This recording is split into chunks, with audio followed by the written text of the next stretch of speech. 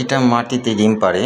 তো আমি পাখিটাকে আগেও দেখেছি। সাধারণত বন জঙ্গলে হয়, পাহাড়ি অঞ্চলে পাখিগুলো দেখা যায়। তো পাখিটা দেখতে বেশ সুন্দর এবং সে খুব সুন্দর করে মাটিতে বসে এবং উড়াল দেয়।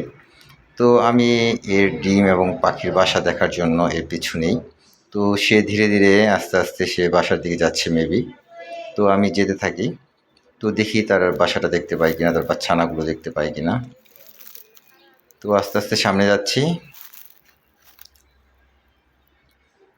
তো দেখা যাচ্ছে পাখিটা তার বাসার দিকে হ্যাঁ হ্যাঁ, এখানে তার দুইটা বাচ্চা, খুবই সুন্দর বাচ্চা, দুইটা ফুটফুটে বাচ্চা হয়েছে। তো পাখিগুলো সাধারণত ৩-৪টা ডিম দেয়। তো এখানে দুইটা বাচ্চা দেখা যাচ্ছে, হয়তো বা অন্য ডিমগুলো নষ্ট হয়ে গিয়েছে।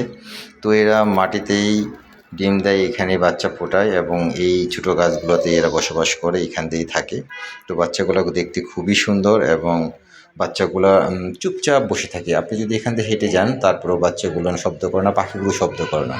এরা শুধু পাহাড়ি অঞ্চলেই থাকে।